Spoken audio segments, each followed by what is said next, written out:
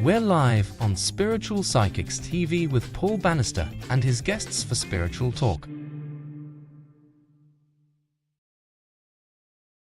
Hi everyone and welcome to Spiritual Talk here on our new home at SPTV. Well, I say our new home, I've been here 6 months, but I've not been here at this time at 8 o'clock. Yes, it's a new year, 2024, and this is our new time. So can't wait to get started. Let us know where you are, guys. Let us know where you're watching from.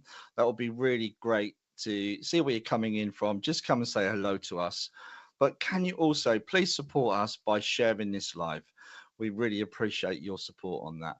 It gets the message from Spirit out there, and people that are interested, or if you just want to pop in and say hi, please feel free. Okay, so I haven't got any comments yet, Richards. I'm hoping we're live. Here we are. Hi Terry. Hi Terry. And she said good hello to and Penny as well. She said hello to our guest already.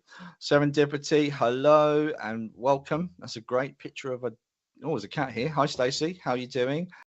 And again, I'm just going to wish everyone a happy 2024. Hope this year is going to be great for you. Susan, hi Susan. Is that your pet dog? Oh, she's Philadelphia. Awesome. That's a long way away. And hi from across the pond. We've also got Meatball Mates too. Hi Meatball. I'm loving that logo you've got on there. I'm not sure if I should ask any questions as I'm live. Kristen, hi. Hello there. A great universe picture. It's good to see you. And hi to everyone at home watching. We're just going to see if we get a few more on here. Another universe picture. We've got Sandra. Hi, Sandra. Good to see you. Happy New Year to you. And Leanne. Hi, Leanne.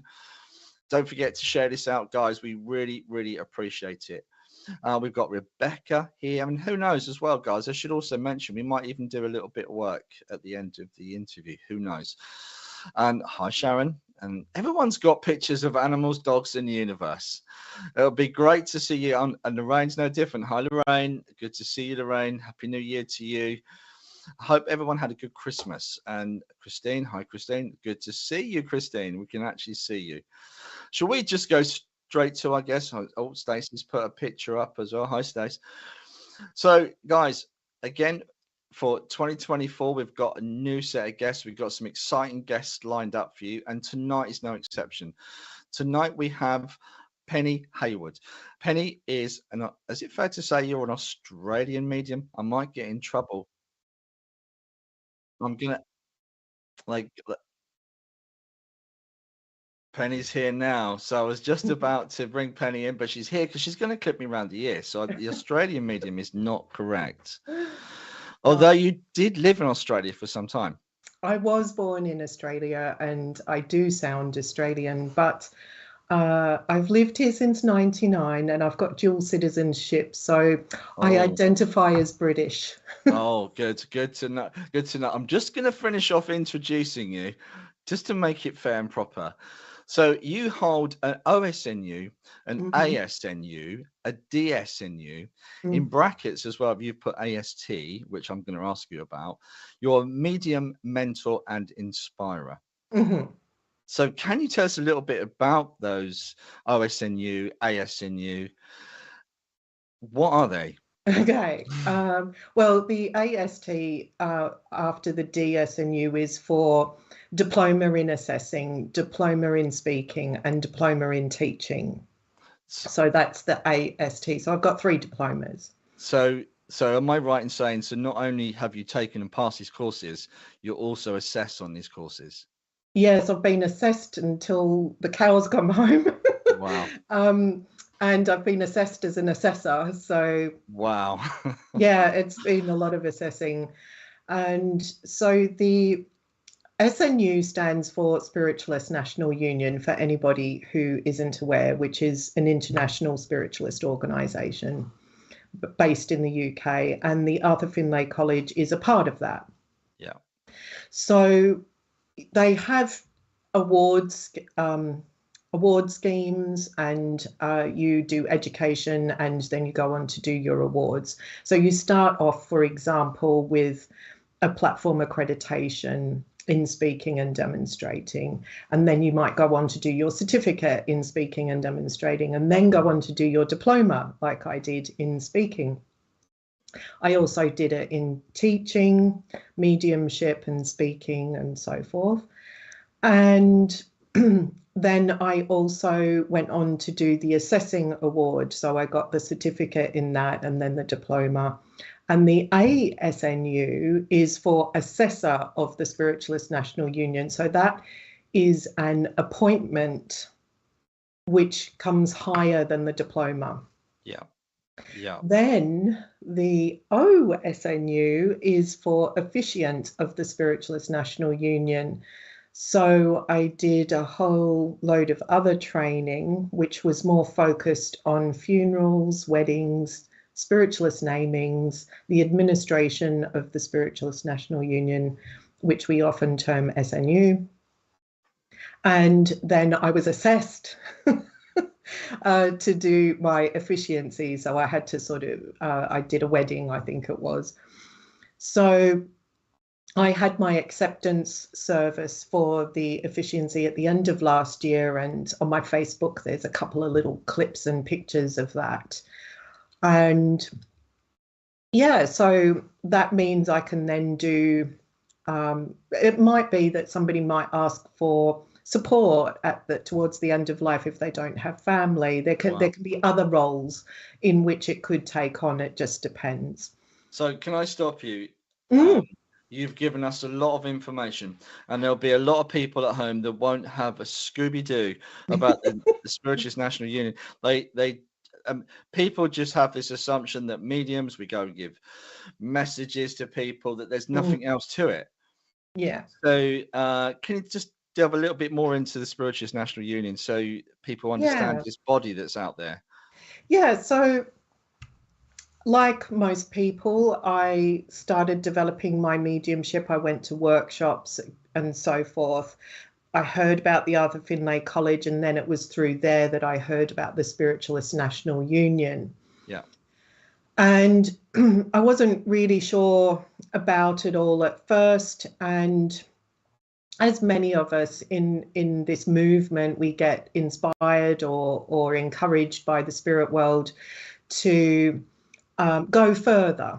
So I looked into the Spiritualist National Union and discovered that the college, the Arthur Findlay College, was connected, but that you could do written courses.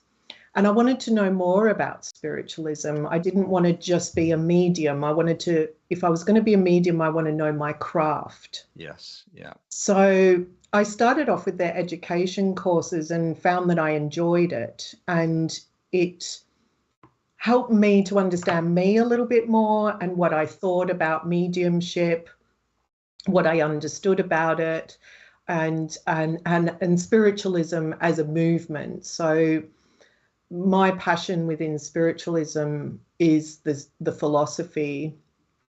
And that's how I started to find out more about that, through doing the education courses. Yeah. So the Spiritualist National Union isn't just about developing mediumship. It's about education. It's also about the ministry, which has been mentioned briefly about being an officiant. So it's a science, a religion, and a philosophy.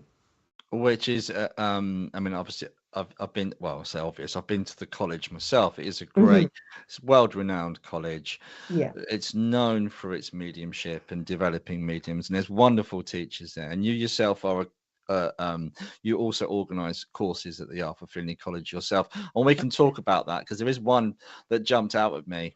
I got a bit tongue-tied, but we'll talk about that a little bit later. Guys, I just want to quickly remind you, don't forget to share, and also, if you can, also, this is your opportunity to say hi to Penny and ask any question you like. With all of Penny's experience, this is your opportunity to say hi and ask any questions you want. We want this to be your show. Yeah, I see a question here. So the question asked is, sorry to jump in on you. No, that's a great question as well, Stace. Thank you for that. Yeah, so the question's about, should the 7 principles of spiritualism be updated to the 21st century? And aside from it being a part of the formation of the organization, which the 7 principles define spiritualism, and so therefore they can't just be changed. There would be a whole legal process that would go into that. But I think we need to understand the principles for their true meaning, because really, for example, the communion of spirits and the ministry of angels, people may assume that angels are winged beings and it's Archangel Michael and things like that. But when you delve deeper into the principles, you realize that the communion of spirits is about your relationship with your loved ones in the spirit world through speaking to them. How are you? I miss you. I wish you were still here. So-and-so's getting married next week. You know, that's a form of communion with the spirit world. Yeah. We could also have communion with the spirit world through healers and in the healing ministry. So they are communing with the spirit world by gathering together to bring that healing power from spirit into this world. Evidential mediumship is a communion of spirits. And let's not forget, we are spirits already in this world. It's just that we happen to have a physical body already. So when we go on to look at the ministry of angels, to my mind, we evolve in the spirit world. We don't stay in our human form, because anyone who doesn't have children like myself, when I go to the spirit world, I'm less likely to have a need to stay closer to the physical world, because there isn't any children and grandchildren to commune with. Yeah. So therefore there would be an evolution of the soul. And maybe I'll be a teacher in the spirit world. Maybe I'll be there for children in the spirit world because I didn't have children here. Maybe there'll be other roles I'll take on. But eventually the human outline of who I am will fall away, and I will become an evolved spirit. So less human, more spirit. So the survival of the consciousness, the survival of the soul continues on. And that to me is the ministry of angels. So in actual fact, our ancestors are evolved spirits. Yeah. So I think we've got to really educate people more on what the principles really mean, and not really give it fluff and waffle. Yeah, and that's important, isn't it? But it's gosh, I don't want to start talking about the Bible, but you know, that was translated into from a different language, and there's so many different conceptual ideas around the scriptures. It's been changed and altered. The movement is still quite new. Yeah. The principles are quite new. And someone else asked a question about, do you think we should have subtle changes to, I think it was the last question, Richard. I don't know if you can see it on the last one that came up, where we should change to kind of like bring into up to date more about, it's from Serendipity, about sexual orientation, gender and identity. But do you think the principles need that? Already, I was going to say, Richard's just said, thank you, Richard. It already has it. Yeah, look, I think I wouldn't want to get so bogged down with that. I mean, for me, at the end of the day, I think we give so many labels to things, and it's like there's more and more and more labels, and it's like it's going down and down and down, and really it's a few words that put labels or names to things, but it's up to us to understand the deeper meaning from that. So, you know, God is not male or female, you know, and I think that as we evolve in the spirit world and our human form falls away, we are no longer male or female. So if it's important to someone to be identified as a particular gender or way, that's in their human need, but it's not the need of the spirit.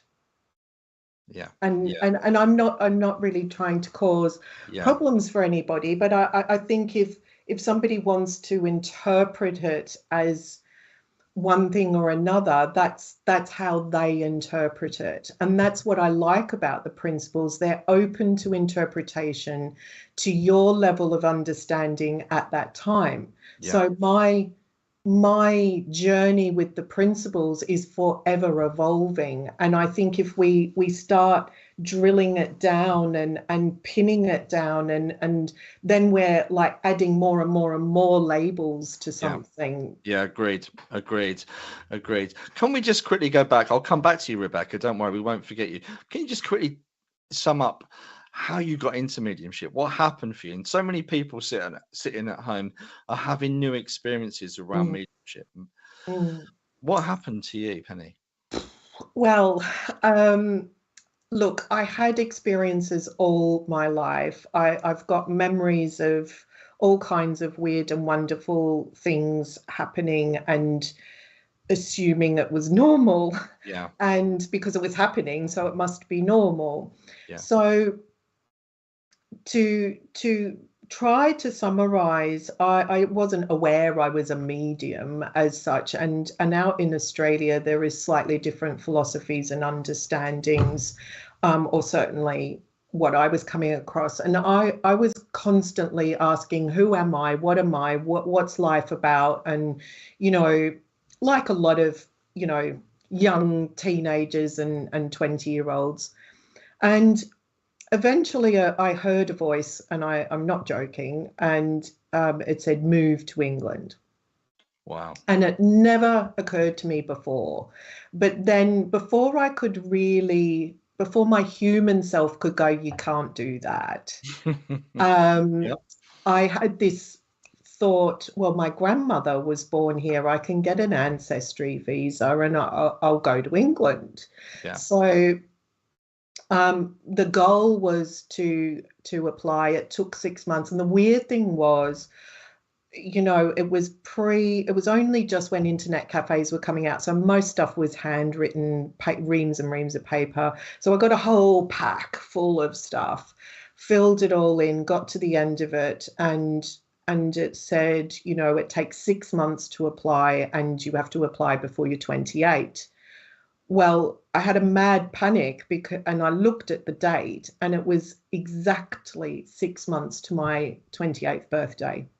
Wow. So I just got I got the package in the post, and it came back 3 days before my birthday, that I was approved to come in. So I had to arrive within 6 months. So I just gave away everything I had, packed my life into a suitcase, got on an aeroplane, got here, and then thought, now what? So suitcase, nowhere to live, or did you have that sorted? Nowhere to live, no friends. Wow. So I have a memory of arriving here and standing on London Bridge, looking at Tower Bridge and thinking, well, I'm here, now what? So anyway, suffice to say, I got a job. I was working at Cafe Royal in Piccadilly Circus in London. Yeah. And I met some people, and through meeting some people, I went to a medium. I'd had a pretty traumatic experience, and it all came up in the reading. I got exactly what I needed. And then this voice, if you like, was urging me to go back to the medium, and I didn't know why, and I resisted and resisted. Eventually I went, and the reading the second time wasn't very good, and I wasn't critical of it because I didn't even know why I was there. Yeah. And in the end she said, you're not here to have an evidential reading, are you? And I said, I don't know why I'm here, I just want to know how it works. And that's what started then the journey of discovering what my abilities are and how they work. And I went to her workshops, and you know, this is an indication of how stubborn I can be. I was going to 4 or 5 things a week, so 2 development groups, Tuesdays, Thursdays. Weekends I was going to workshops, and home circles on a Friday, and anything else. I just kind of launched into loads. So going to say, was that just how you felt then? Because for a lot of people, that would be, wow, that's a lot. Yeah, it just kind of happened. So I I was happy going once a month for a couple of months. And then I just kept getting this urge that I needed to do more. And by the way, I was working full time in London in a corporate job. Wow.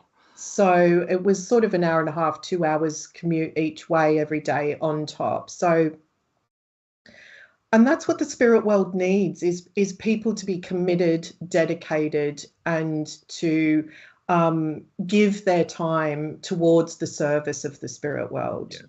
So that's what I was doing naturally without realizing. But going back to the stubborn point, I was practicing mediumship several times a week, every week for 5 years, and I refused to call myself a medium.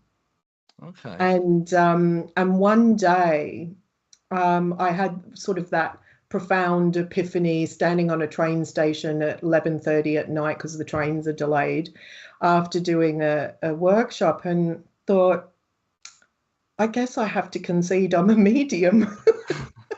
I give messages every week. Was that more about your upbringing, though? No, because Do you think? I don't know. My parents weren't religious or anything.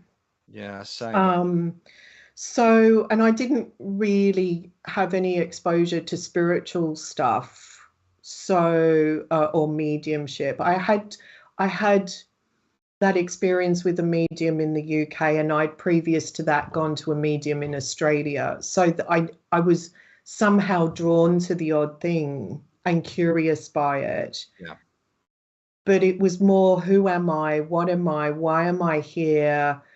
I had no intention of being a platform medium, and I kept getting messages that I would be, and so I got annoyed.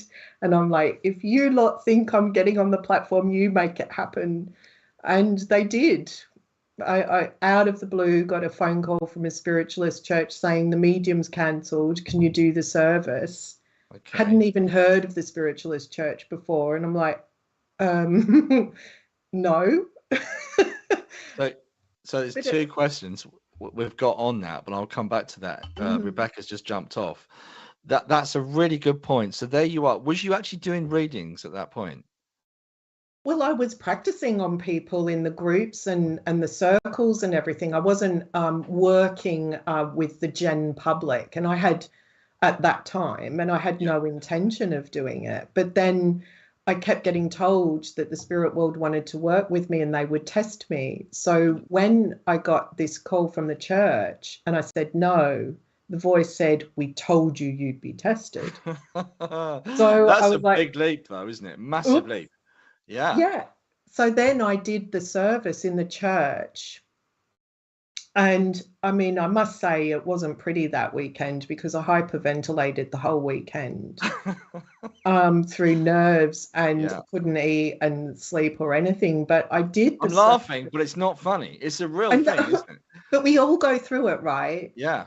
We all go through it. Yeah. And you have to take that leap of faith. You have to overcome your shyness. You have to overcome your fear. You have to overcome so many human factors. Yeah. And you've got to stand up in front of a bunch of strangers with nothing. Yeah.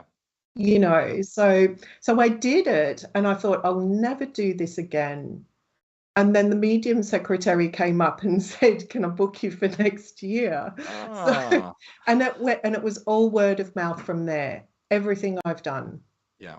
I should let you this little secret. I didn't tell you this when we met off camera, but I actually saw you demonstrating at Bury St Edmunds Church. Did you? Long time ago, but he was very good. He was very good, and your philosophy is exceptional. But I'll quickly go to Rebecca's question. Hi, Rebecca. She says, "Penny, I'm spiritual and absolutely so grateful for gifts I have. However, how do I access my gifts to use for the greater good?" Is that more of a philosophy or an intention thing, do you think, Penny? Well, I think the first thing I want to pick up on is the word gifts. Because at the end of the day, what we have are abilities, they're skills, and they're not a gift. So I think we've got to really work on our terminology as well, so that people understand that the mediumistic ability and the psychic ability are skills, and we have to work at them, cultivate them, develop them. Yeah. In terms of developing them for a greater good, if your intention is to use your abilities for a greater good, then you need to start to understand what those abilities are. When you understand where your strengths are within those abilities, then the pathway unfolds before you. So it's not so much sitting at home going, do you know what? I think I'll be a platform medium. That suits my personality. It's more about developing and understanding you as a person, you as a spiritual being, and your abilities. And the spirit world will guide us. So, for example, I would say most workshops, most development groups focus on evidential mediumship, and it makes me want to cry, because to me, the understanding the philosophy and the message of spiritualism helps people on a much deeper level. And I think there are people out there that perhaps would never want to stand up and give evidence in a church, but might stand up and give philosophy. So, and they may have a natural aptitude towards that because they've got knowledge, they've got a passion for life, for understanding why we're here and how it all works. So, and there's healers, of course. So there's lots of different aspects that we can unfold, and I would say I suffered from that, being corralled down the evidential mediumship road, but I actually had a love and a passion for the trance, which brought me into the philosophy, which then developed the speaking mediumship. Yeah. So when you listen to that soul's calling, and when you listen to the spirit world's guidance and nudging, you actually unfold your natural abilities as opposed to what's on offer. Rebecca's put, I think healing is what I can do. Great. The other thing I was going to say, but surely we shouldn't limit ourselves. No, but maybe that's the starting point, that if that's where if healing is singing to her soul, then that's the starting point. So learning to attune to the spirit world, learning to be aware of the energy and the power of the spirit for healing, connecting with another person for that healing power. You're strengthening your ability to attune to a higher power and to be connected to others in this world. And for a lot of people, once they've developed the healing power to a sufficient level, then the curiosity about evidential mediumship comes in. Perhaps they start having spontaneous experiences of evidential mediumship. So then it drives the curiosity to understand that aspect. Yeah, that was one of my questions actually that I wanted to come into. But Molly's asked a question, and I've never heard of this, Molly. Do you believe in the Flower of Life soul family, and it's supposedly consisting of only 144 souls? Well, I haven't heard of that philosophy, but I do 100% feel that we're all connected, for sure.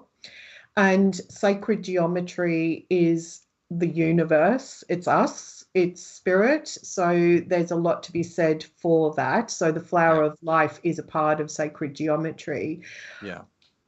What I would say, and I'm not the all-knowing oracle, absolutely not. I'm still learning, I'm still growing, I'm still evolving.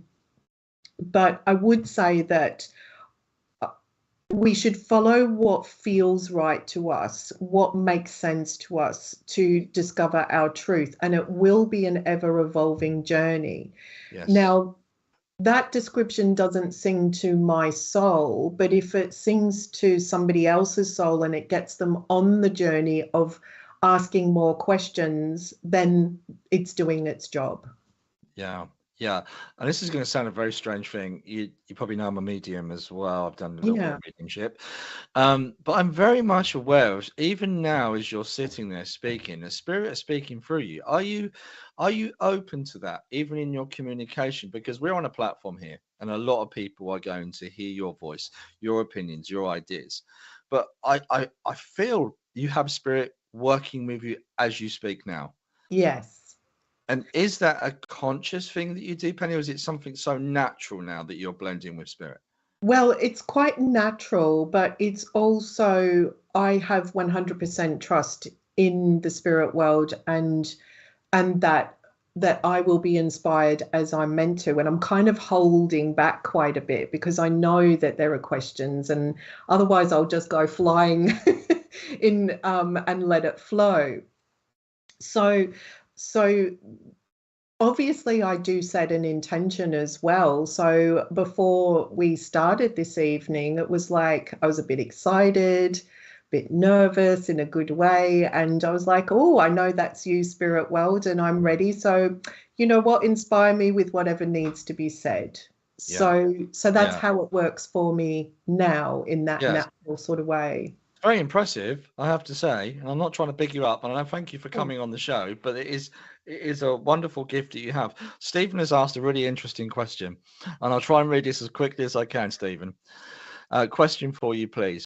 On TV, I see some of the supernatural programs. At the end of the show, they generally light a candle and say a prayer and guide the spirits to the light to let them move on and give them peace. And this normally cleanses the house of a troubled stuck spirit. My question is, if they cross over via the light, are they still contactable by a medium, or are they on the other side and never to be contacted again?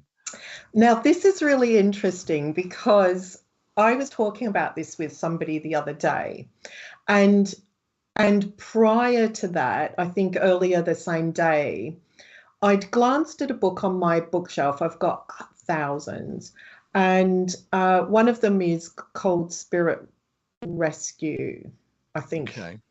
And I've never really personally been on board with that because for me, I believe in the intelligence of the spirit world, and you know, when we pass over, that there would be those in the spirit world to help us. Mm-hmm. So and so I paused and I thought, and I got an inspiration, and then it became a discussion, and now it's come up again. So I know that must be the spirit world wanting me to talk about it, because I contemplated it, and what happened was, if we accept, when we all pass from our physical body, when we die, we are no longer a part of the physical, and we go to the world we call spirit. Yeah. Now, we have free will, and we accept we have free will. So there may be some people that prefer to stay closer to the physical world. Let's say there was a spinster who lived in her house for 50 years. And that was her life, that was her world. So when she passes, she stays there because that was her life, that was her world, just as a very basic example. Yeah. So it may well be that there are spirits in the spirit world that are sort of like saying, you know, come to us, you know, you're in a safe place, you're no longer of the spirit of the physical world. But it may be that because some people are so attached to the physical world, that's what they're seeing, because we know they see us. Yeah. So it's not so much about rescuing spirits, it's more about helping them to turn their awareness towards the other side that they are on and away from the physical. Does that make sense? It does. So therefore, no one truly is stuck. No, it's just that their focus is on the physical, and they might just need a little bit of help moving their awareness to the non-physical. Yeah. Yeah. And then the spirit world takes over. So to my mind, nobody's stuck, they choose. Yeah. Yeah. Because you hear a lot of mediums, oh, I help them go over. What about on the back of that then? Sorry to go on with this, because there'll be a lot of people at home going, well, about the ghost I've got in the house? Or the Well, presence that's that not I my feel? department, I'm afraid. But I think, look, I think that sometimes it's residual energy. It's not Yeah. necessarily an actual Agree. spirit. Yeah. Sometimes it's a loved one, and the person can feel the energy and is afraid of it. And because they're afraid of it, the energy feels not so good. There's lots and lots of different reasons. So I think that really for someone who's really interested in going to someone's house and becoming aware of the energy that's there, which doesn't necessarily mean it's a spirit, then they can certainly help the person and the energy, shall we say.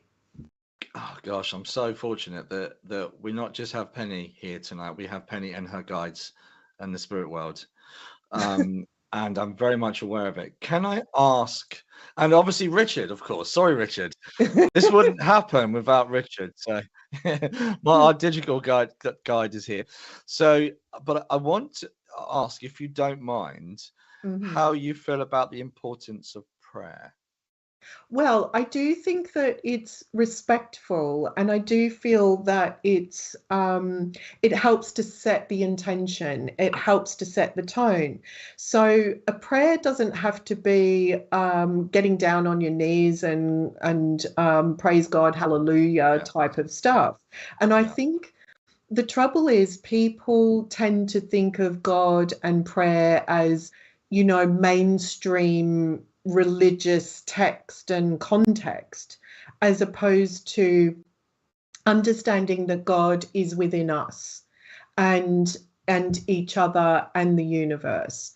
And God is just a name, just like my name is Penny, your name is Paul. So if we get beyond the stigma, if we get beyond the fact that it's a name for something. So some people might call God, I called God higher force because that felt right to me as a 10-year-old. Yeah. So prayer, I think, is more about setting an intention and setting the scene energetically and being respectful at the end of it. So it being gratitude. So if I was to do a Sunday service, for example, the prayer, the opening prayer would be a welcoming to those in the congregation, a welcoming to the spirit world, an invitation, come and join us. Because, well, you invited me on the show, I wouldn't be here otherwise. We like to be invited, so does the spirit world. And then we would, in a closing prayer, be grateful for the experience, grateful for being able to share a time and space together. So if we think about it like a process of gratitude as well, because prayer can then kind of change and mutate slightly.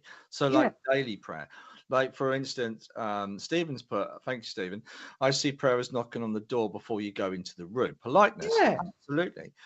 What about, and there was another question, Richard, there was a lady asking whether she can hear her. Here you go. Hi, Susan. I talked to my sister. How do I know if she hears me? Praying for our loved ones, people that have just passed over, does that resonate, or do they feel that power of prayer? Do they feel our thoughts and our love going into the spirit world? I get asked that question lots. Absolutely. So our thoughts are an energy, and so therefore if we are thinking of someone in the spirit world, they're not limited by linear time like we are and space like we are. So So if I was to go, hey Dad, I'm really thinking of you, and you know it's your birthday coming up, what are you up to? Yeah. He's probably listening to me and trying to communicate a response to me. So I think we have to have a certain amount of trust that when we send our thoughts to our loved ones, they are there, they are hearing us. And let's not forget, they must be frustrated by not being able to communicate directly with us. Yeah. Yeah.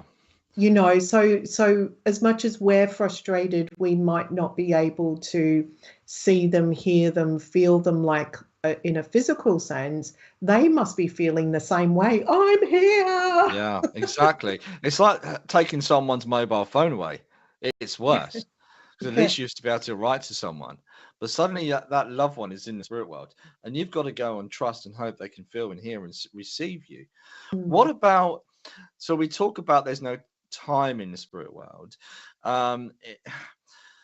In terms of messages, and I've had this quite a lot, where I had it once where I gave a message and the parents said to their daughter, I'm so sorry it's taken us so long. It had been 20 years since they'd passed over.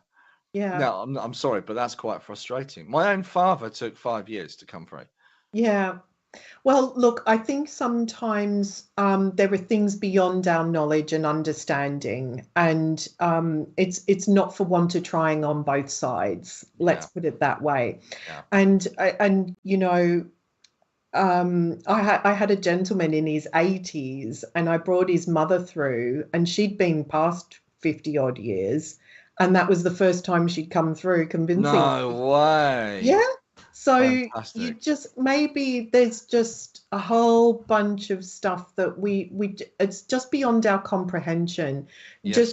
Just like when we're born into this world, we can't walk, we can't talk, we can't feed ourselves, we can't do anything. It's beyond our comprehension.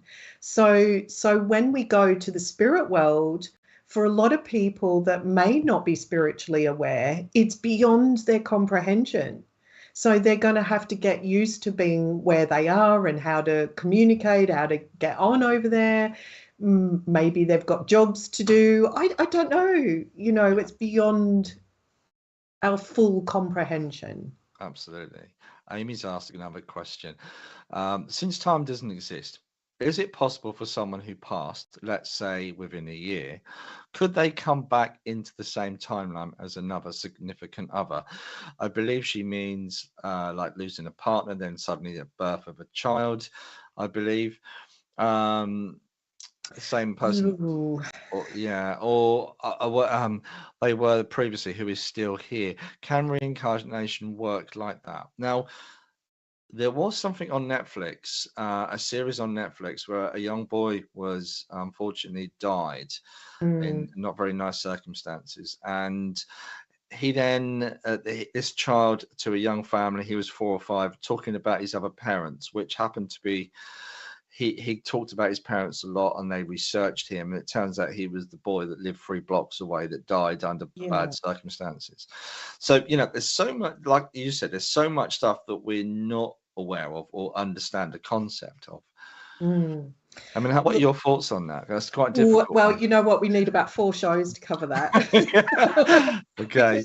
I think we have to appreciate that things aren't always simple to answer. And to me, I'm a little bit, well, I'll believe it when I see it, or I need evidence. So I've got a slight skeptic in me, and I'm a medium. So that's healthy though, right? I think so, because then you're not gullible. But anyway, when it comes to reincarnation and things like that, I think there are other plausible answers. So for example, I have written a 3-part blog on reincarnation and my thoughts about it, which covers things like that. And so my theory is, well, what if it's not the soul of the previous boy that died? Because we all know that children are more open to the spirit world naturally. And what if it was the spirit of the other boy that died, gave the information, and a child at 4 or 5 years old is not self-aware Of right, course. is not able to discern between themselves or someone else. So it's And absolutely fooled us all. yeah, so it's plausible Yeah. that it would be the spirit of the other little boy, but the boy relaying the information thinks it's himself. Wow. And so there was another case where there was a young man who was saying he was whoever he was. It was research. It was all found. The information was validated, and that's amazing. Don't get Yeah. me wrong. That's Yeah. amazing, Yeah. incredible. But as that boy turned into a man, he no longer received information. So you and I know as mediums, we have all these amazing experiences with the spirit world when we're children. We grow out of it, or so we Yeah. think. Yeah. And if we have the mediumistic ability more naturally, then it comes back later in life, right? Yeah. So to me, there's and same with let's say someone will be out there going, what about past lives? Well, what if that? Let's face it, a lot of psychologists, psychiatrists would hypnotize people, regress them back to a situation, but then what if it's the spirit of somebody that was murdered that hasn't had their case solved, that wanted to convey their story? So they've got an opportunity. There's a Yes. body that's been, subdued. Their humanness is out the way. And Yeah. there's somebody who's very logical, very practical, who's then going to go and research that. And that gets across to the scientific minds that have in the past thought mediumship is codswallop. Collywobble. Yeah. That's Yeah. what I was Yeah. saying. And so then it got that sort of scientific community looking at, oh, there's something happening here. But a lot of the psychologists, not all of them, because that's changing, but back then would be, well, there is no such thing as mediumship, but there's this past life stuff. Yeah. But to me, it's plausible. It's the soul or the spirit of somebody else. Yeah. Yeah. Absolutely. Absolutely. So, well, gosh, there was a famous story by the actor Brian Blessed, who played in Flash Gordon, and he's a very large man, very booming voice. But there was an actual story that he gave on a Sunday morning. I was so shocked. I was doing yes, I do ironing. I was doing the ironing on a Sunday morning, watching a Christian channel, and it was Fern Britton, lovely lady Fern, and she was interviewing Brian, and he talked about his experience with reincarnation. He wanted to climb Mount Everest. And in those days, the Mount Everest was under Tibetan control with the Dalai Lama, and they look at the mountain as a very spiritual being, and you had to ask permission to climb the mountain. So Brian asked whether if he could meet the Dalai Lama. It was the height of his career as an actor in the 80s, and he wanted to do it without oxygen. I mean, wow. Wow. He said, I did, anyway, the exuberance of youth and all that. So he was lucky enough to be granted a meeting with the Dalai Lama. He said, what a lovely man, beautiful man, great soul. And then he said to me right at the end, he said, your brother is dying of cancer in Halifax back in the UK. And Brian was so shocked by this. And he said on the day, I've never shared this with anyone, apart from now he's on national TV talking about this. And he said, the Dalai Lama said, I don't want you to worry, but your son will be reborn to an American family. And he gave the address, the date, the time, 4 days after passing. And Brian left it 15 years, and he did some research, and he contacted the American embassy and went and met the child. The parents were open to him, but he came away and said, I don't understand it. I can't go there. All I know is when I met the young lad, he had the laugh of my brother. So it's a beautiful concept, reincarnation. It really is. I'm not coming back. I've got free will. Yeah. Because I'm going to come to Sherry's question as well, because I've actually met people, and a guy that I used to do spiritual talk, Anthony, hello if you're watching, he believes that he had a pre-life memory Mhm. choosing his parents. Mm. So another interesting concept coming from the other Yeah. side. Sherry's asked a great question. Do you see spirit when you communicate with them? No. So So why? I'm mostly clairsentient. Okay. So I feel much stronger than I see, and my clairvoyance is subjective, not objective. Okay. The only time that I've seen spirit has been in certain countries, weirdly, and I might be talking to the recipient and then glance to the side on a blank wall and I see them appear. And I've had it happen at the college, Arthur Findlay College, a couple of times. So no, I don't just see spirit. No. Yeah. And it's the senses themselves are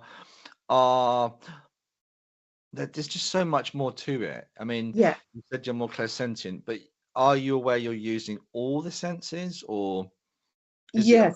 combination, or that's just a more dominant? It's the most dominant one. My clairsentience been heightened all my life. So it's almost a Achilles heel in some ways, because Yeah. you're super, super sensitive. So so I feel things very deeply, very strongly, but then backing that up is my clairvoyance. But my clairvoyance is, as I said, subjective mostly, very rarely objective. So for people listening, objective would be to see outside of myself, and subjectively would be within my mind's eye. Yeah. So, but then the clairvoyance sort of almost went down a bit, and my clairaudience came up. So and the older I get, the more the clairaudience is getting stronger, where I'm starting to hear a sentence as opposed to, but it's not. I mean, I wish I could hear, "Hey, my name's Penny Hayward." Yeah. Yeah. I Yeah. wish I could, Absolutely. but Yeah. Yeah. But is there such a thing? Did the mediums of old hear it that clearly? I know Albert Best, Gordon Mm, Higginson give street names, give yeah. phone numbers. Although in them days, phone numbers were only like 4 digit or 5 digits. Oh, Today, it's like okay. 8 Yeah. or 9 or 10 area Yeah. codes. Yeah. Yeah, but also let's not forget, it's a sign of the times. Yeah. So, back then they hand wrote letters. So, it would become automatic in your mind to remember street names and addresses and phone numbers and Of things like course. that. I remember my childhood phone number, but I Yeah, me don't too. Yeah, I me don't too. remember anybody. And I used to, when I had the old dial Yeah, telephone, that's it. Yeah, you my know, parents' number. yeah, I used Yeah. to remember, 15, 20 phone numbers off the top of my head. Nowadays I'm lucky to remember my own, Yeah. so so I think we've got to look at the sign of the times. So Albert Best was a postman, if I'm getting that right in my memory, and so therefore he was looking at addresses all the time. Yeah, that's true. And so people used to handwrite to each other regularly. Nowadays, we've got Twitter handles and email addresses and all kinds of other things. So perhaps it would be well, I'm showing my age by saying Twitter, I suppose. It would be TikTok or something Yeah. now. Yeah. But the point is, if somebody young passes to the spirit world, they're not going to give their address, No. but No. they might give their social media name. Yeah. Yeah. Yeah. We'd be no good communicating in that way. Yeah. What was your Skype ID? Yeah. Cindy's asked a great question. How do you decipher messages from spirit from intuition? Well, you have to understand the energy and where the energy is coming from. So intuition is psychic. So psychic is to pick up information from another living person or object or place. let's say. So in terms of intuition, it would more likely be a psychic thing, and let's say from somebody. You're picking it up from somebody else in this world. Whereas the spirit world is a different energy. So we still use the same clair senses, and that's where it's confusing for people developing. So it's about understanding the energy and where is that energy flowing from, and where is your awareness? Because our awareness is a key to unlocking and recognizing the flow of the energy. So once you get a handle on that, then you know when you're working psychic, when you're working with the spirit world. And sadly, too many people don't even have a clue.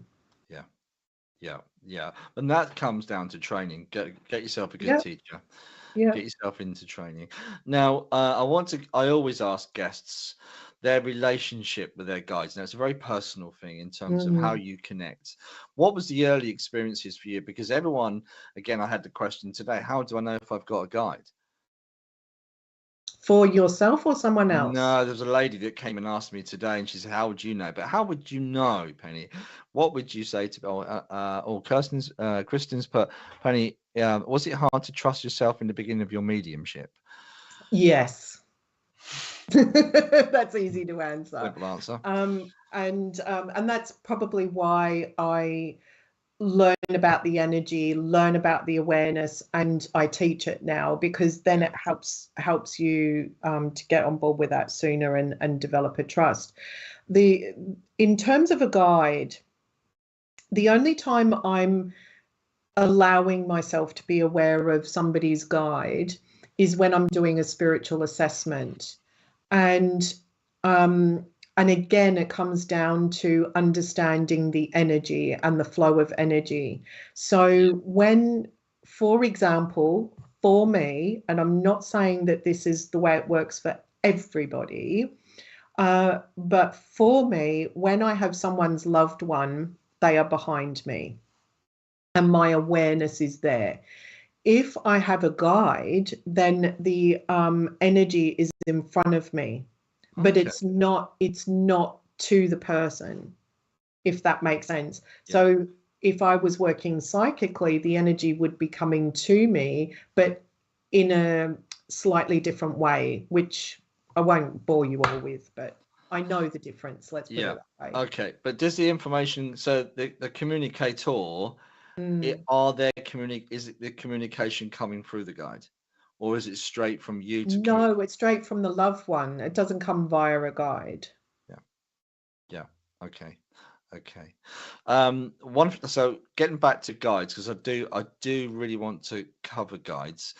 What was your earliest experience of the guides, and how does it feel? And it can be quite intimidating. There's so much misinformation around guidance, what they do, with the role they are or do with us, etc.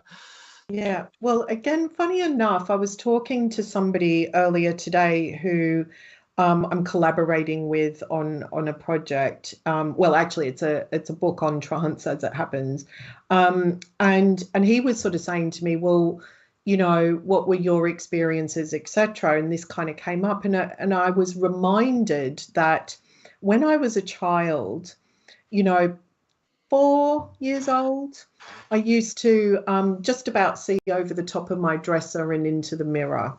Yeah. And I used to stare at myself. I know this sounds weird, but I used to stare at myself and my face would change. And then I'd be like, who's that? That's not me. Yeah. Now, this is in a childlike's mind, obviously, and I'd forgotten all about it until I was talking to this friend of mine. And I thought, oh, that's interesting. So, you know, and I was aware as a child that at night there was a spirit, a male spirit in my room. And I knew they were there, but I couldn't see them. And I wasn't frightened, but I didn't know what it was. So, you know, Anyway, fast forward when I finally got to England and I started to go to some workshops. My first experience was the teaching medium had three of us sit in chairs and everybody else gathered around, and she did like a guided meditation, let's say, and all I can say to you is I moved out the way, and I now know what happened. It was transfiguration, because everybody was talking about seeing a man, seeing a beard, not flattering for a woman, and Yeah, that's difficult, isn't it? yeah, but it's evidence, isn't it? Yeah, absolutely. You're not going to grow a beard in that short time. So they were talking about, oh my God, I can see a man, I can see a beard, I can see this, I can see that. And they were all, commenting, etc. And they weren't saying my name, but I knew they were talking about me. And after being brought back from the experience, people going, oh my God, blah, blah. So anyway, and I was just like, oh yeah. But I didn't know at the time how maybe special or amazing that would be to other people. I was just like, yeah. So I think probably as a child, I had that overshadowing, I had that development, that blending with the spirit world, but it just became normal, maybe on some level. So then I felt compelled to develop trance as opposed to evidential mediumship. So a series of events happened, and in those workshops, I got to know the presence of the guides, how they felt to me energetically and so forth, and develop the trance ability. And I feel I was meant to do that because it was meant to help me to get out of my own way, to then help the evidential mediumship and the speaking mediumship on the platform. Because, of course, on the platform, I, to all intents and purposes, look and sound like Penny Hayward. I don't have my eyes closed, and I don't sport a beard as far as I'm aware. And so therefore, it's more of a consciousness and more of a mind-to-mind blending, which I would call an entrancement. But I had to understand and build up that trust with the spirit world and the spirit team, to get through all those hurdles of, is it me, is it them? Absolutely. All of those sorts of things. Well, that is a perfect moment where we can take a break, because I really want to come back on that trust element as well. And Jennifer, don't go anywhere. Jennifer, we're going to come back to your question as well. Guys, don't go anywhere. We're just having a quick short break, and we'll see you back here in a few minutes. Yeah, and also we're going to do a couple of readings at the end if you want to stick around. So don't forget to share and let people know that we're here. So stay tuned, guys. Don't go anywhere.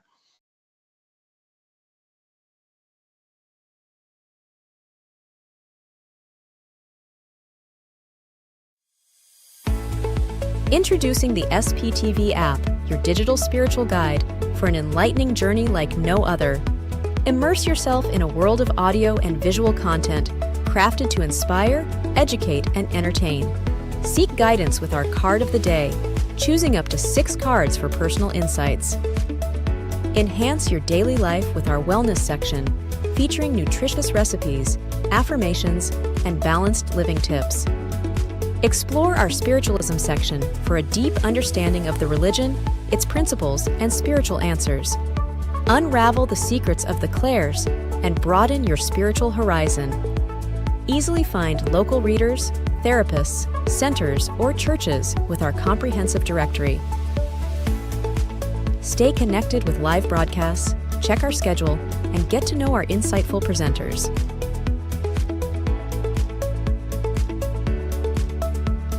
Delve into the meanings of angel numbers, crystals, and a comprehensive list of divination meanings. All of this and more, available for free on the SPTV app. Download now at sptv.uk/app and start your journey with your digital spiritual guide.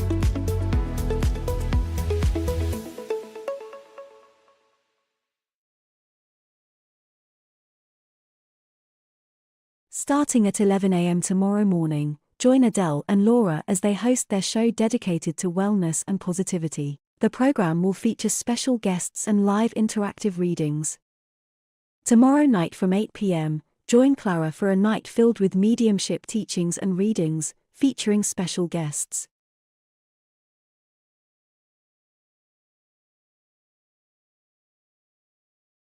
Oh.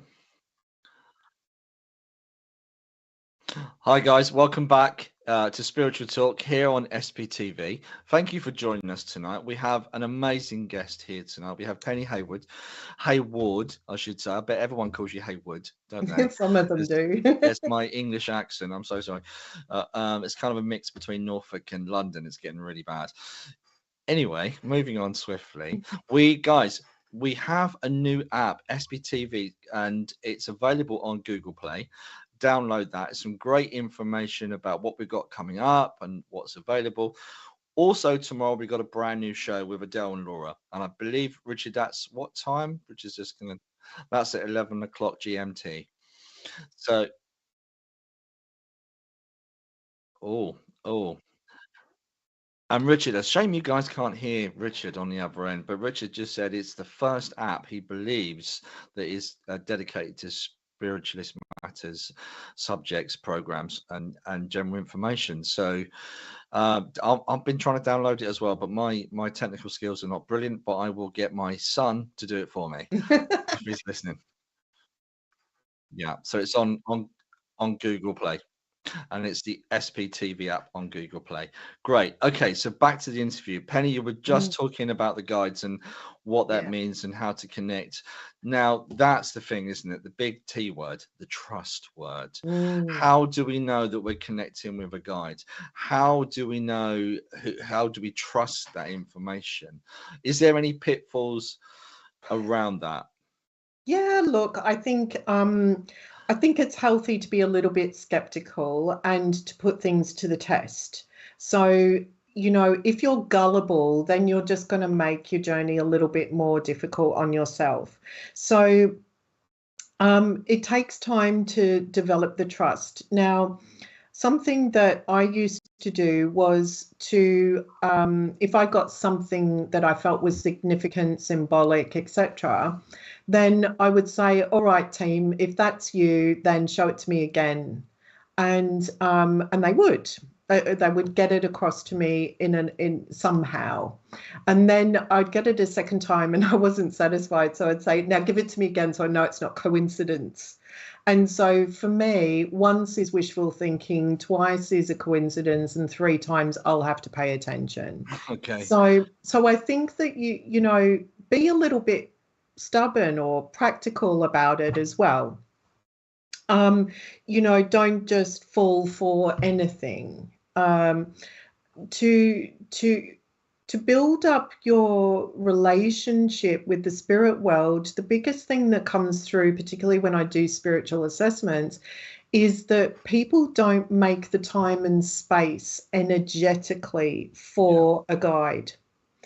So they don't get to know them energetically. They don't get to create that space for the spirit world. So there is a great, sorry to interrupt you, but that is a great concept. I've never heard that. Creating a space for that guide in your life. Yeah. And it's an energetic space. So years ago, I did a CD, which you can download off my website, which is The Soul is the Compass. Yeah. And so one of the tracks is Space for Spirit, but that particular one is a little bit more open. So whether that be a guide, a loved one, or a pet in the spirit world, but the concept is there. And so what we need to do is get our human self out the way.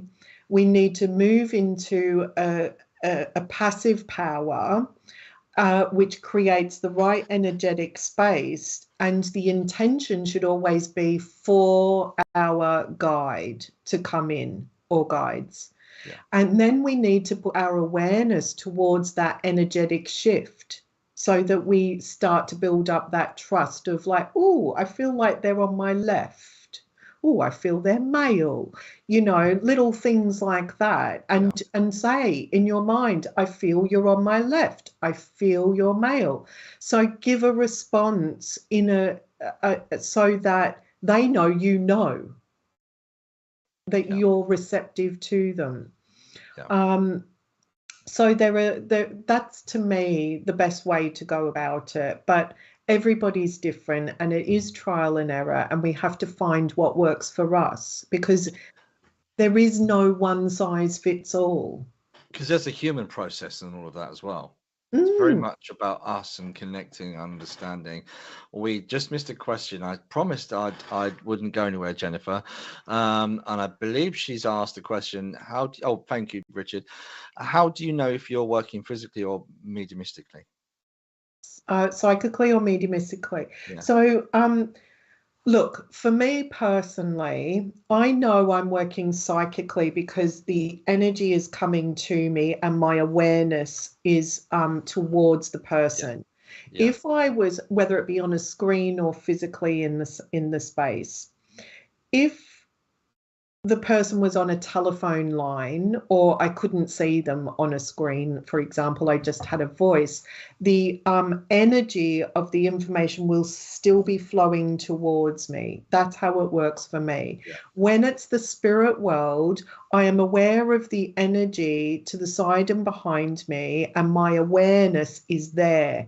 It's not here and it's not there, it's there. Yeah. So that's the simplest way I can describe it. But that would also be your process of working. And again, it's for you, it's how you've developed that space to work with spirit. Yeah. And it's very subjective to our own experience, isn't it, in terms of how we feel that. There was another question as well, Richard, that I had to go back to, which was a great question. So we're jumping about a bit here, Penny, because I kind of want to cover as much as we possibly can. Yeah. It's great that you guys are sending in lots of questions. There's another one, which, yeah, sorry. Yeah, it was about the guides. We do get inundated with questions, and we have to try and select the messages that we can. But there was a great message there about a guide.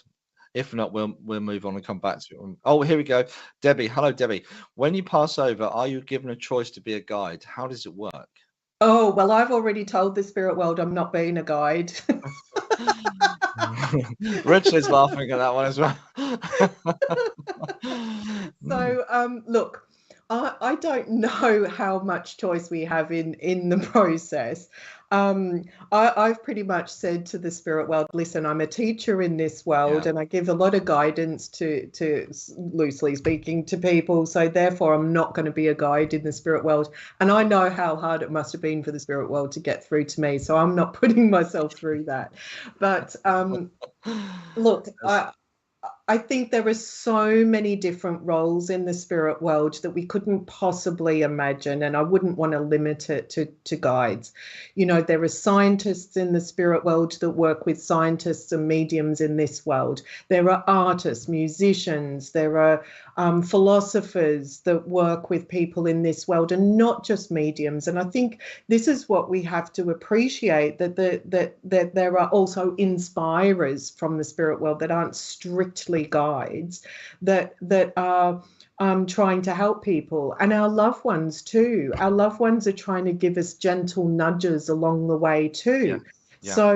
So I don't know, we might have to be a bit careful about saying whether we want to be a guide or not, because if you're a mother and you have children in this world, you're going to do everything you can to give them a gentle nudge here and there, aren't you? Which is technically a bit of guidance. Yeah. So yeah, absolutely.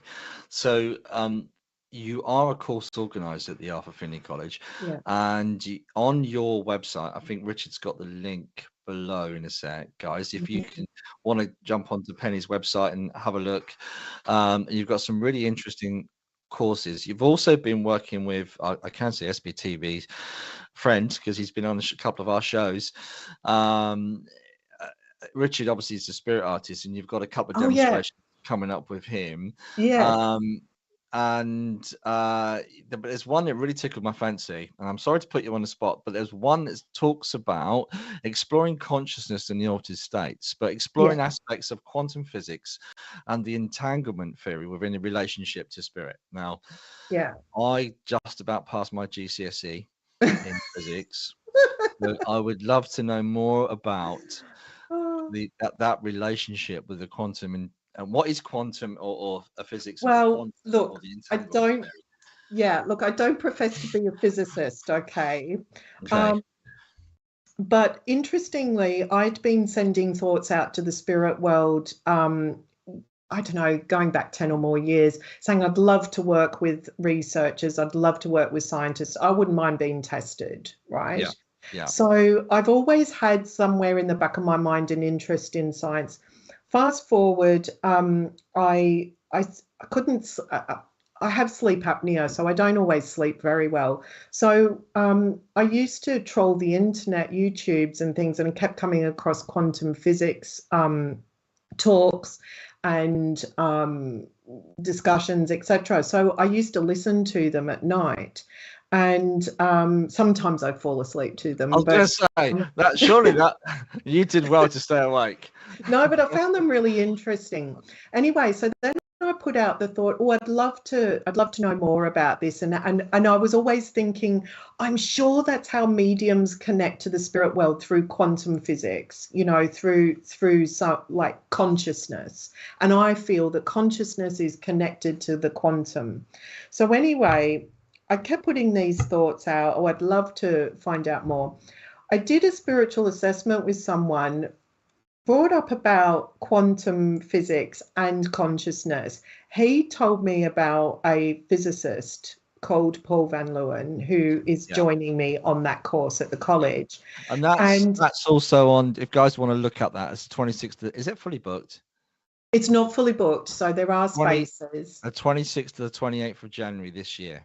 Yes, and so it's a nice short weekend course, and Friday late afternoon to Sunday lunchtime. So Paul's joining me from Holland. He's Dutch. Anyway, he's a physicist and he's looked into the spiritual side. So he's coming from the quantum physics side, looking at the spiritual. And he doesn't know anything about mediumship, but he talks about how through consciousness, we create the life we want to lead. Well, I'm all big into intentions, and that's the same thing. And so I've set intentions like understanding quantum physics, meeting physicists and researchers and things. And I have a science week, which I have researchers joining me as well. So that's exciting.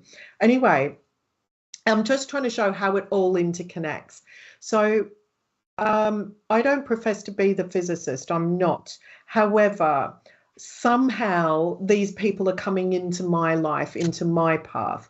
And I've started collaborating with some people like from IONS and other large organizations that look into research and consciousness and so on and so forth. Because consciousness still can't be explained to this day. And I follow Professor Peter Fenwick, who's done a lot of near-death experiences, and he's done a lot of stuff. I'm a bit of a boffin as well, you're not the only one, Penny. Well, there you go. So and I follow Professor Raymond Moody, but more Peter Fenwick, because he's gone into more study on consciousness, and there's still this within science that they believe there's certain parts of the brain where consciousness is created, but they don't actually know. Yeah. So look, we've got to appreciate the brain is just hardware. It just processes information that we perceive. So in mediumship, it processes information we're perceiving through the non-physical senses. What we need to appreciate is that we are not our physical being. So our soul body, for example, is more real than our physical body. So if we start to change our perception and our perspective and recognize that the physical isn't actually the truth and isn't the be all and end all, it's the non-physical. So that's consciousness, soul, spirit. And I put it to you, so quantum physics is also based on observation. So by me saying, oh, I'd love to work with physicists, I'd love to work with researchers, I'd love to know more about this, I'm then bringing that to me. It's an energy. So I am creating that. So it's brought it to me, right? Yeah. So then if we also look at with the quantum effect, and what I want to say is, who is observing who?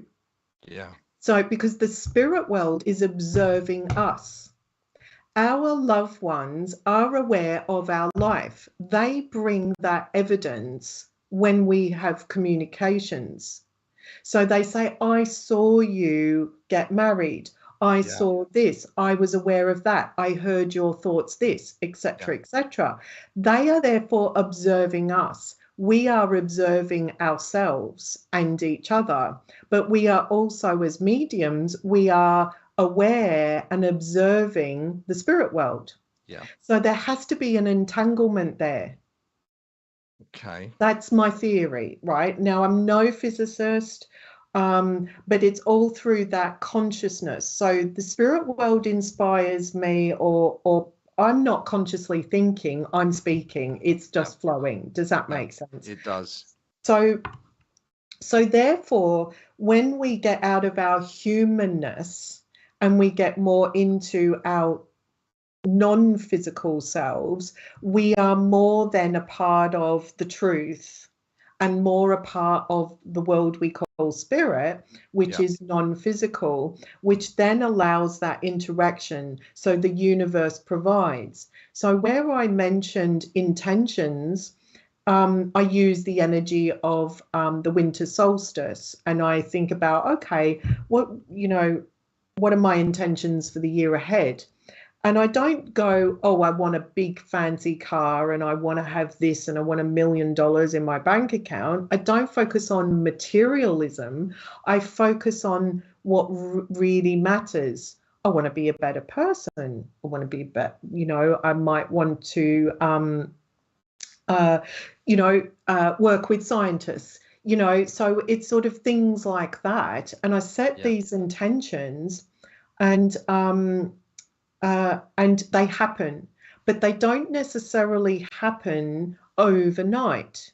And we've got to appreciate that as well. There has to be a room for the universe to provide. So a really nice example, and I may or may not be getting off track here, is I wanted to be a homeowner, but I never had enough deposit. In lockdown, somehow, through a weird set of circumstances, I promise you, I haven't got time to tell you the whole story. I bought a house. I could get the most minuscule mortgage you've ever heard in your life, and at my age as well. And so I scoured the country, Scotland, Wales, and the whole of England, and up in the northeast, which is where I am right now, I found a house in my budget. Oh, wow. Now, I found this little piece of paper where I wrote the intention, I own my own home. I didn't say how big it was. I didn't stipulate where it was, nothing like that. So I allowed the universe to provide. Now, of course, you don't always get exactly what you want, because life doesn't always work like that. I could afford this house because it was at the time in Drug Dealer Row. So that was a bit interesting. However, they've moved on. So actually, I've got fantastic neighbours behind me. They're probably scared of. They've probably got ideas as ghosts. There's a lady in the road here. She's brought all the ghosts with her. I haven't told anyone what I do. I didn't want them lining up the door. Oh, we've got to do a reading. Yeah, well, we have, but there's also great questions, and I don't want to rush this. And there's still a really great question here. So, sorry, guys, probably not going to get time. We've only got 7 minutes, but Margie's put a great question. Oh, we might be able to go a little bit over. That's down to you, Penny. So, Margie's asked a great question. What do you feel about spirit being able to use earthly ways to communicate? For example, by way of technology, earthly signs through nature and the like. So spirit being able to use earthly signs, things to let us know they hear us and are very present still. Absolutely. So I do think that they nudge us, move us, get us to observe certain things so that we see the signs, and it can be through nature, it can be through all kinds of things, as was said there. And I think that's also part of what we've got to recognize, that if we are asking the spirit world for signs, if we are asking for answers to things, even our loved ones, then, you know, I think what happens is most people sort of tend to sort of, you know, go, I want this, I need that, show me this, show me that, but they don't stop to observe and to sort of receive the response. So I think that has to be taken into consideration as well. And the synchronicities, that's another way it happens. Yeah, absolutely.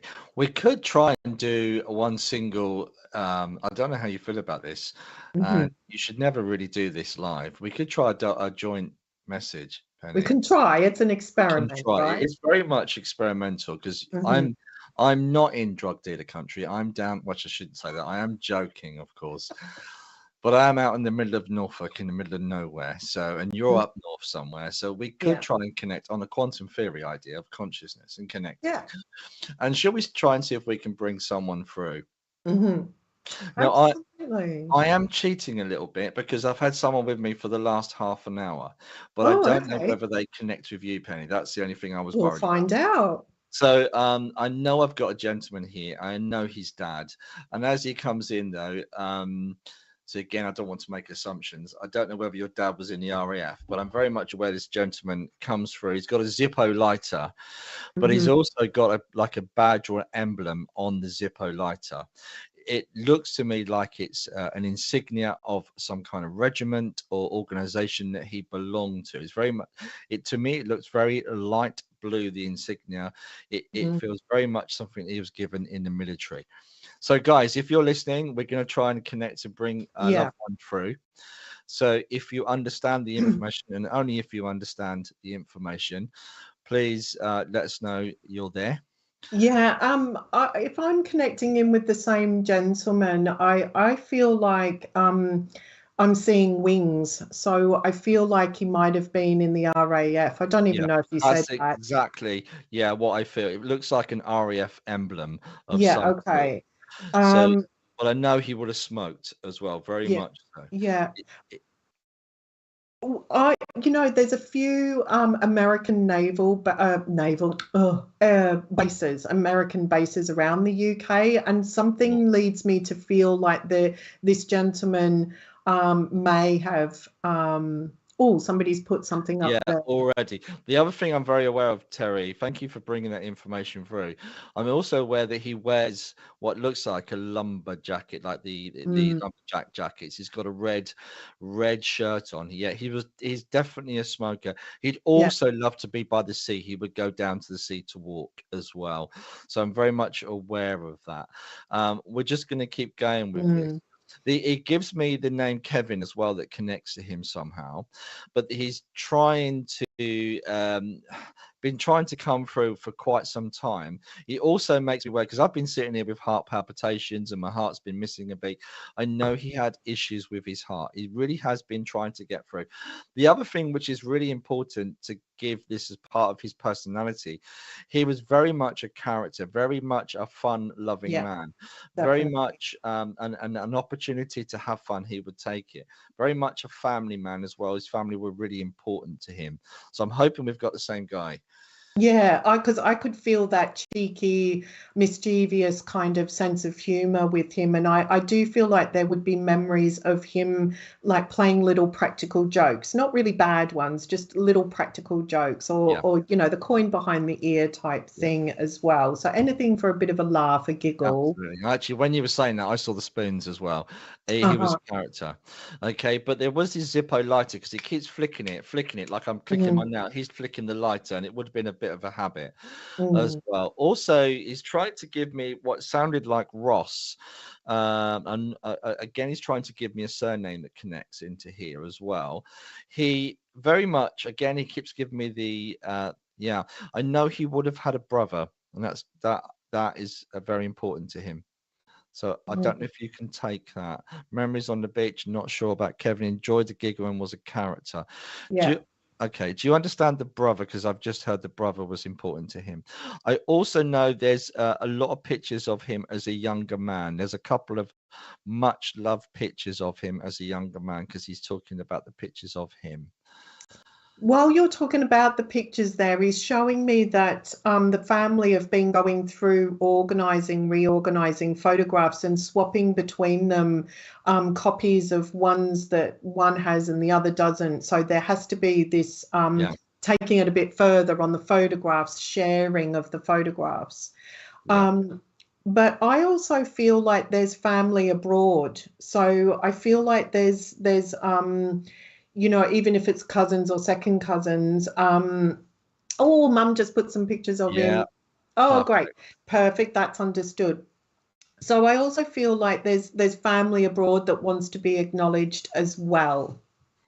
Yeah, and there's also talking about a Christmas passing. There was somebody that passed at Christmas that was dear to him. What's it? Mum has been going through photos the last few days and sharing them with me and my siblings. Family abroad, yes. Awesome. Awesome. See, it works. Doesn't matter where we are. We can connect with the same spirit. They're so intelligent. Yeah, absolutely. Please take Dad's love, because he's been around for at least half an hour, Terry, trying to come through. I feel like we've just gone past an anniversary of a passing as well. He makes me aware of that. So please take his love. My granddad passed a couple of weeks before Christmas. Oh, bless. But I want to also acknowledge like a happy birthday coming up. So I feel like that sort of end of January, beginning of February sort of time. So even though there's the sad news, we've got good news to look forward to as well. That is his father. Okay. Awesome. Thank you. And then there is travel to America. For some reason, I keep seeing Stars and Stripes. Yeah, I was getting that as well. Like there was family abroad and America's a connection. But there's also talk about downsizing. He wants to know, I know about the downsizing. It's all good. Like I feel like there's sort of like all kind of feelings, but it's like he's saying, you know, go ahead. So hopefully that makes sense to the family as well. Yeah, and again, I keep getting, I've just heard Terry, but I've also got Matthew as well. It sounded like a Matthew. He's trying to give me names, bless him.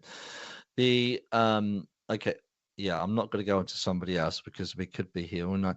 We have friends in America. There's a connection strongly with New York as well, Terry. I don't know if you can take that. There's some kind of connection with New York because he shows me the Statue of Liberty and connection. And there's some kind of celebration of travel around the 4th of July. Okay. So thank you for that, Penny. Oh, thank you. I'm just getting into a flow. Yeah, I know. And we've gone over time, and I want to give you the opportunity. Is there anything you'd like to promote before you go? Because you're a very busy lady. You've got a lot of things. Oh, bless you. Yeah. So, look, there's some interesting courses at the Arthur Finlay College.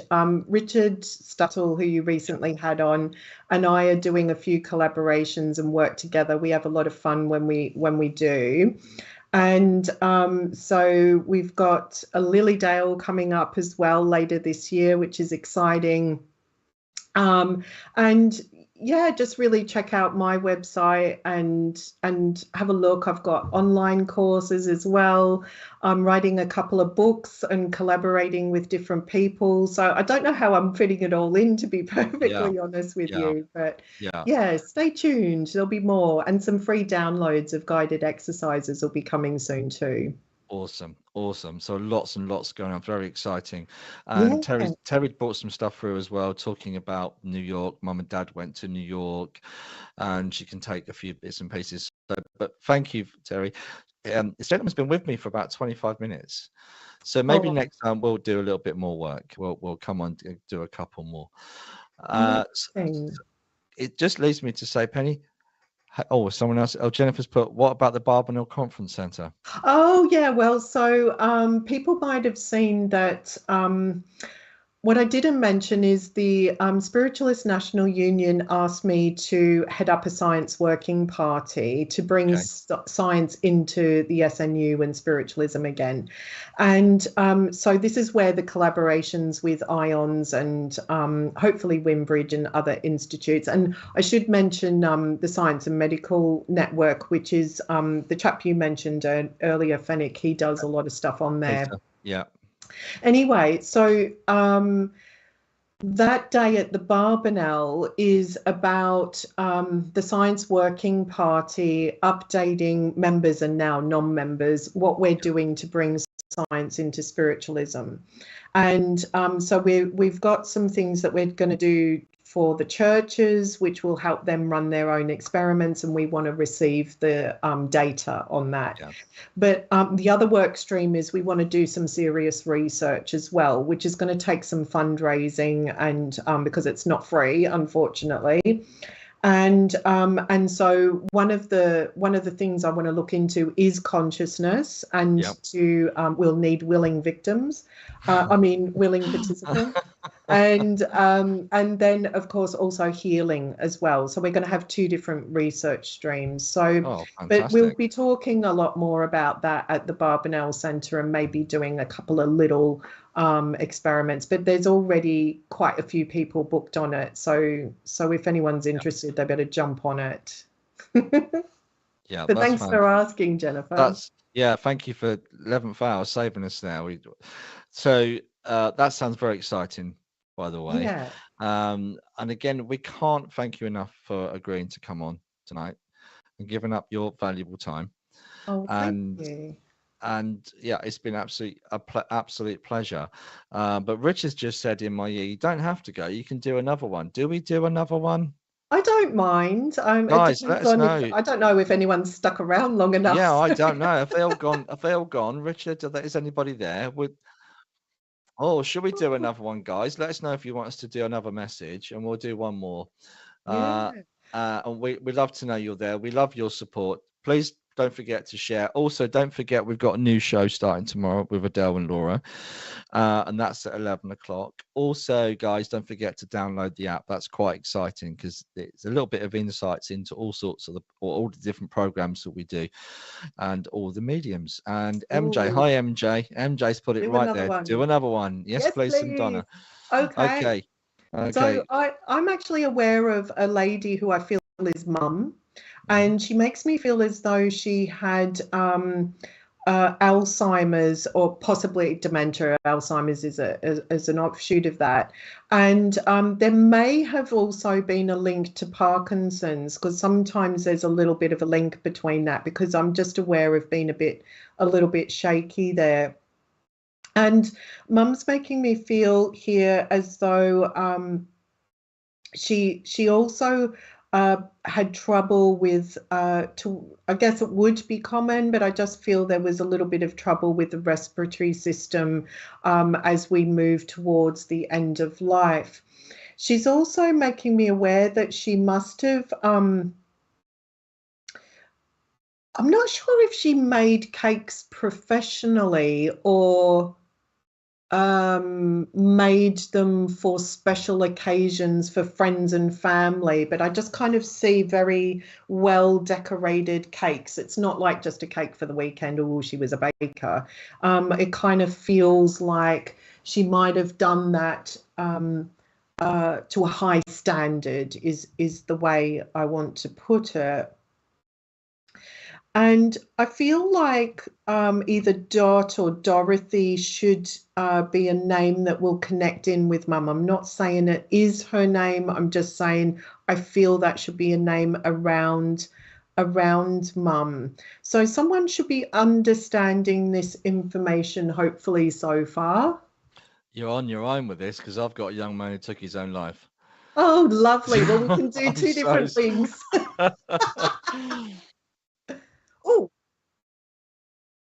Oh, okay. So Richard's potentially is taking both at once. Richard, interesting. You've got to give everyone else a chance, Richard, but we'll go for it. Okay. That's okay. I'm just okay. I'll give what I've got as well on top of that. I know this Okay. young man as he comes through. He's trying to give me the name Phil or Philip as well that he's trying to connect to. I know there's another P as well. He's trying to connect to another initial P. But he also, and I know there's a Darren as well. He's given me lots of names. He's just firing them at me. I also know that he was a very active young man, but there's a duality with him. There was this outward going young man, but he was also an introvert as well. So like a false confident, if that makes sense. It very much gives me that feeling. It would have also been interested in birds of prey. Now I don't know who's been doing falconry, but that's also coming into my mind as well. Someone he knows is doing the falconry as well, which is very interested in. Does that resonate with you, Richard?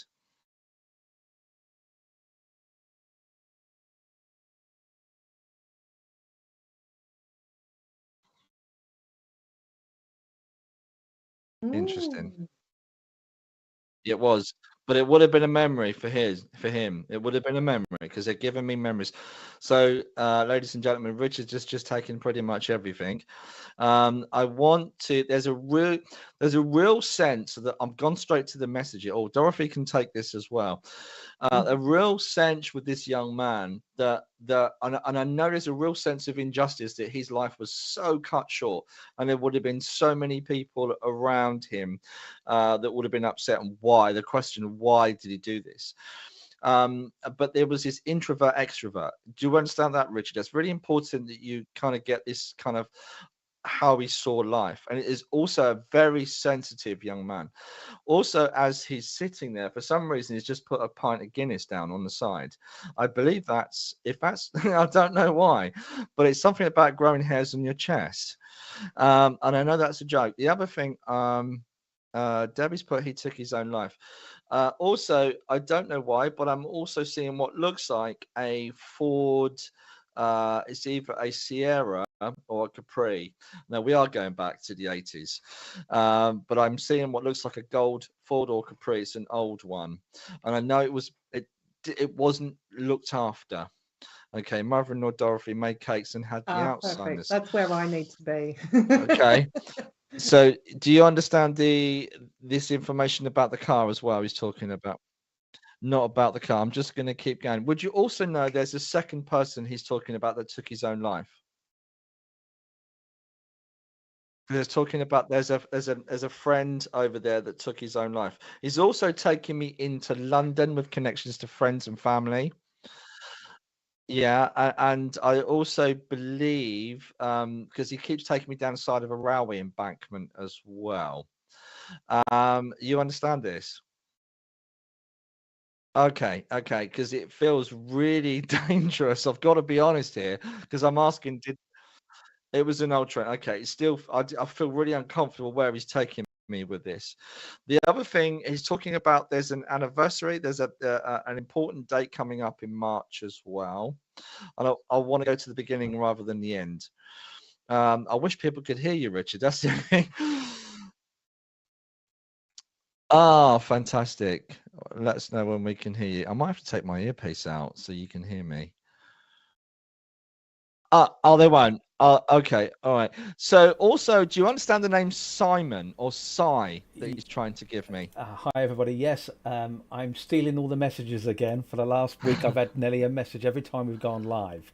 So, yeah, but there's some important things happening in my life at the moment, so I believe they're coming for guidance. And Simon, yes, I can take that 100%. He's also talking about the gentleman that's over there with him that had the heart attack that went over into spirit. He's over there with him. Thank you. And I believe that's a fairly recent act that's happened, a recent event that's happened, sorry.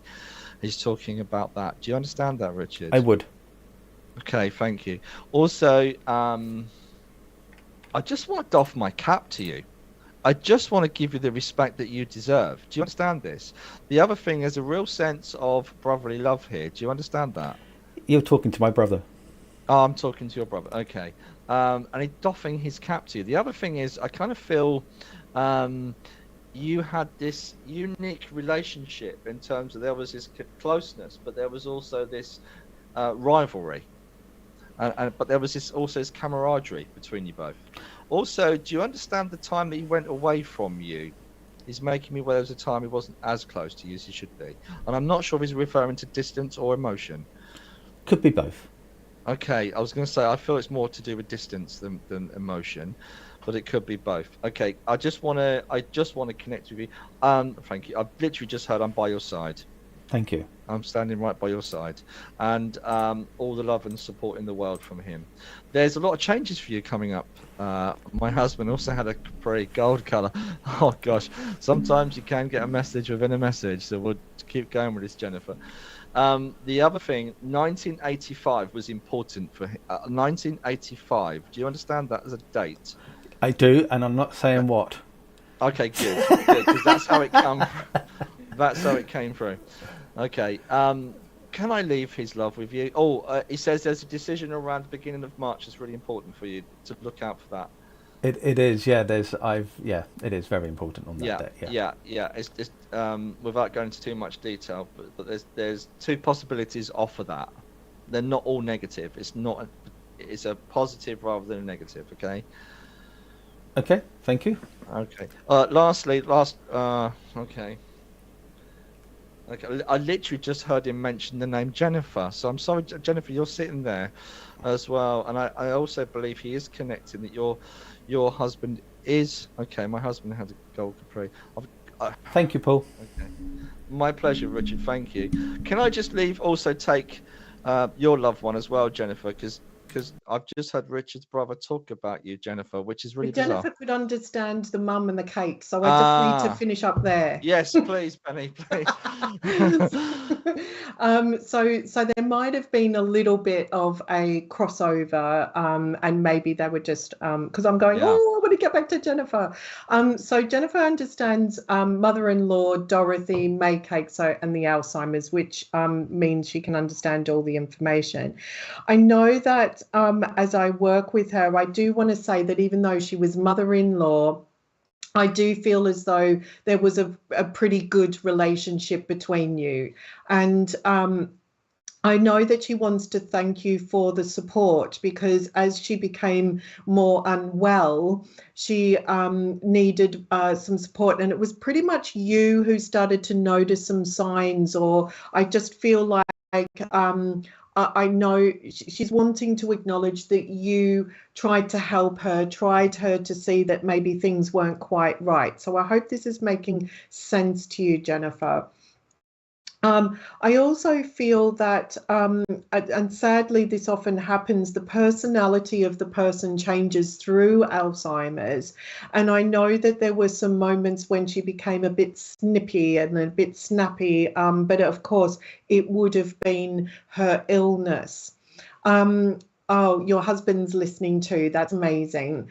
I do feel that as you confirm your husband's listening, I feel like going, oh, good. So I know that mum is feeling pleased that her son is there with you, because he was a good son. He did everything he could to make her comfortable, to look after her, to keep her at home as long as possible. Now, you should understand as well that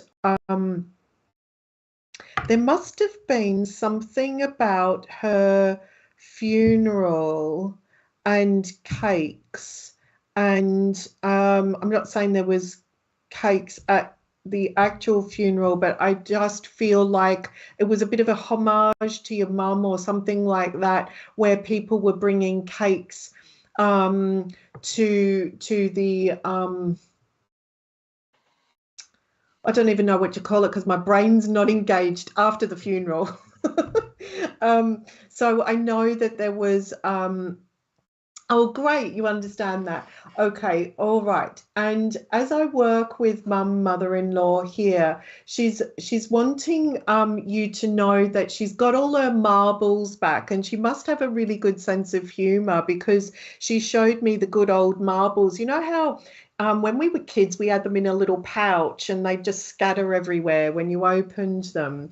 And she's just showing me that as a sort of a humorous image. And she's showing me the marbles are back in their rightful place. Oh, they made her a cake just before she died. It was her birthday. Oh, Yeah. bless. And I know as well that that perhaps her son had a collection of marbles as well. So it's not just her sort of using the pun about she's got her marbles back, but she's got memories of marbles and sliding on them or stepping on them when she was when her son was a child. But also there must have been a small collection of Matchbox cars as well, because she's putting to my mind she was always stepping on something, and nearly sort of would go flying at times. But in some respects, she liked a little bit of the chaos and the boisterousness that she had when he was a child. So just know, Mum's been trying to let you know that she's around. So for your husband, for you, she's wanting you to know, I'm around, I'm here. I know things have been a bit tough lately. I feel that's a message to you. So as there was a question earlier today, how do we know the spirit world's listening to us? And I feel like this is a response to you there. I know that she was quite conscious of time. She was a punctual lady, because she's sort of tapping her wrist at me going, you have to finish up. I know you want to keep going and I want to stay, but we can't. That's probably Richard, to be fair. So I just know that Mum sends her love, and she does thank you for the cake. But there's also a link to do with having cake recently and bringing up a conversation about Mum. So she's just wanting to indicate she is close by, she is listening, she knows she's loved and remembered, and thank you for everything you did for her. So I hope that helps you and your hubby. Beautiful. Yes, the cars. She had four children. 4 children. Wow. Bless. Good luck with that. And I just lost my own mum. Okay. I was sorry for your loss, Jennifer. But thank you, Penny. Thank you for coming on and working, because it's been put on the spot. You had no idea. That wasn't why we initially asked you on. We wanted to get to know you. I believe tonight's been a great interview, and you know, I sit here and say I thoroughly enjoyed myself, but it's for you guys as well. It's not just about me. I do thoroughly enjoy it. It's never, and we've never gone 2 hours, so that's really? the first. Oh, well, That's I've the first. really enjoyed it. Yeah, we're nearly 2 hours. Well, I've got someone called Eddie with me, so Edwards, but I'm not going to do that because we could be here all night. I've got a gentleman that stepped in, he actually gave me his name as Edward. So if anybody's listening, I know he's a granddad as well. So if anyone can take Edward as a granddad, he is here as well, trying to get my attention.